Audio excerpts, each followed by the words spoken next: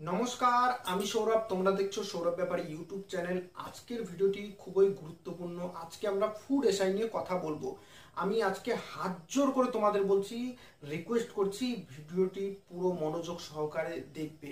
ওকে, দেখো 24 তারিখে কেস উঠবে কিনা সেটা আমি জানি না। আমার শুধু একটাই লক্ষ্য।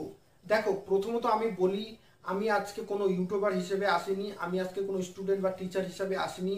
আমি এসেছি একটা নর্মাল পার্সন হিসেবে, আমি এসেছি শুধু সৌরভ ব্যাপারী হিসেবে। তো আমি তোমাদেরকে একটাই কথা বলবো, যারা আমাদেরকে সাপোর্ট করছো, যারা আমাদেরকে সাপোর্ট করতে চাচ্ছ, সবাই আজকে আমাদেরকে সবারই সাপোর্টের দরকার। তার কারণ হচ্ছে, তোমরা জানো আমাদের একটা গ্রুপ আছে, সেই গ্রুপ থেকে আজকে কিন্তু পিএসসিতে যাওয়া হচ্ছে কেসের মিটমাটের ব্যাপারে।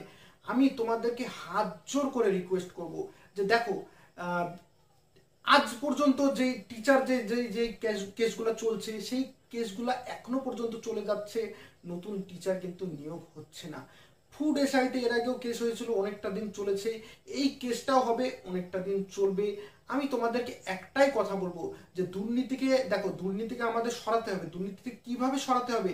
পরীক্ষার আগে যদি আমরা খোঁজ পেয়ে যাই, আমাদেরকে তখন আন্দোলন করে আমাদেরকে সেটা দূর করতে হবে। যেমন মিসলিনিয়াসের ক্ষেত্রে দেখো, পিএসসি কিন্তু যতটা পদক্ষেপ নিয়েছে, ভালোই পদক্ষেপ নিয়েছে। আশা করছি সামনের পরীক্ষাগুলোতে মিসলেনিয়াসের মতো পদক্ষেপ নেওয়া হবে, এবং আমরা তার জন্য সবসময় প্রস্তুত থাকবো। যদি কোনো রকম দুর্নীতি হয়, আন্দোলন করব। কিন্তু আমি তোমাদেরকে চাই যে কোর্ট বা কেসের ঝামেলায় না পড়তে, না হলে পরে রিকোয়ারমেন্টে এত পেছাবে, এত পেছাবে। আজকে দেখো, যারা টিচার যারা আছে, যারা কেস করেছিল, তারা চাকরি তো পেলো না, পাচ্ছে না। আর 2 নম্বর কথা হচ্ছে যে, মানে একজন তো দেখেছো যে চাকরি না পেয়ে ব্রেন স্ট্রোকে মারা গিয়েছে। আমি এরকম চাই না যে কোনো নিয়োগ আটকে থাকুক, কোনো রকম কোনো নিয়োগে দুর্নীতি হোক। দুর্নীতি হলে সেটাকে আমাদের আন্দোলনের মাধ্যমে নতুন করে করতে হবে, যে পরবর্তীতে যেন না হয়। কিন্তু সেটা আমাদের পরীক্ষার আগে করতে হবে।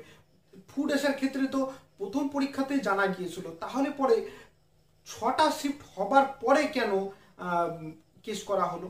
আগেই কেন কোনো পদক্ষেপ নেওয়া হলো না?